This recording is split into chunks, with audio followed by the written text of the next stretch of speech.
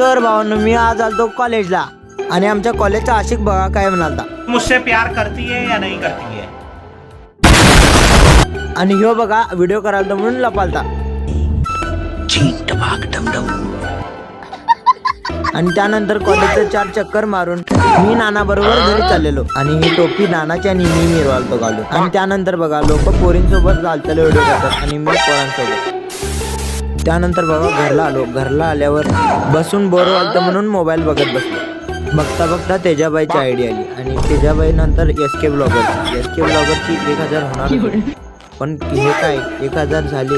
माझ्या चक्कीला आला टन्नू आणि मी आलो बाहेर सूर्य कुठनं मावळला बघायला. सूर्य काय दिसला नाही पण बंड्या दिसला.